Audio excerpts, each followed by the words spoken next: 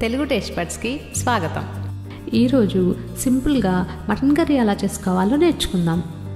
దానికి ముందుగా కుక్కర్ తీసుకొని అందులో క్లీన్ చేసి పెట్టుకున్న మటన్ వేసుకోండి. ఇక్కడ నేను 1 కిలో మటన్ యూస్ చేస్తున్నాను. తర్వాత కొంచెం పసుపు యాడ్ చేసుకోవాలి. 1 టేబుల్ స్పూన్ కారం కూడా వేసుకోండి. 2 టేబుల్ స్పూన్ అల్లం వెల్లుల్లి పేస్ట్ కూడా వేసుకోవాలి. Next 1 table spoon salt add చేసుకోవాలి. ఇదంతా స్పూన్తో బాగా కలుపుకోండి.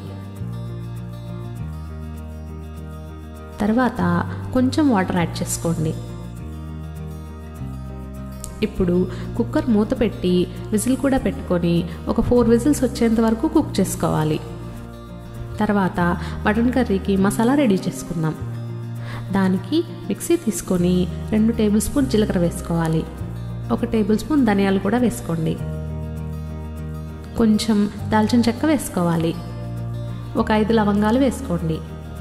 3 యాలకులు కూడా వేసుకోవాలి. ఇప్పుడు మూత పెట్టి దీన్ని మెత్తగా గ్రైండ్ చేసుకోండి. తర్వాత కొంచెం అల్లం యాడ్ చేసుకోవాలి. 5 వెల్లుల్లి రెమ్మలు కూడా వేసుకోండి. ఇప్పుడు ఇదంతా మెత్తగా పేస్ట్ చేసుకొని పక్కన పెట్టుకోవాలి. కుక్కర్ ప్రెషర్ అంతా పోయిన తర్వాత మూత తీసి మటన్ని చూసుకుందాం.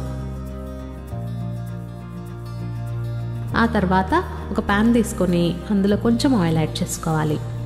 ఒక పెద్ద సైజు ఆనియన్ని కట్ చేసుకొని వేసుకోవాలి. 4 పచ్చిమిర్చి కూడా యాడ్ చేసుకోండి. తర్వాత కొంచెం కరివేపాకు వేసుకోవాలి. దీంట్లో 1 టేబుల్ స్పూన్ సాల్ట్ వేసుకోవాలి. ఇప్పుడు ఆనియన్స్ కొంచెం లైట్గా కుక్ అయిన తర్వాత మనం ఆల్రెడీ కుక్ చేసి పెట్టుకున్న మటన్ని ఇందులో యాడ్ చేసుకోండి.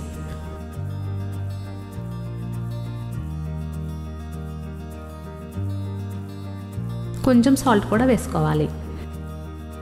1 టేబుల్ స్పూన్ కారం కూడా వేసుకోండి. తర్వాత మనం రెడీ చేసి పెట్టుకున్న మసాలా ఉంది కదా, అది యాడ్ చేసుకోవాలి. తర్వాత 1 table spoon mutton curry powder కూడా వేసుకోవాలి. ఇది కంపల్సరీగా వేసుకోవాల్సిన అవసరం లేదు. తర్వాత కొంచెం కొరియాండర్ని కట్ చేసుకొని వేసుకోండి. ఇప్పుడు మూత పెట్టి ఒక 5 మినిట్స్ కుక్ చేసుకోవాలి. అంతే, ఎంతో టేస్టీ మటన్ కర్రీ రెడీ. మరిన్ని వంటల కోసం, వాటి తయారీ విధానాల కోసం please subscribe to Telugu taste buds.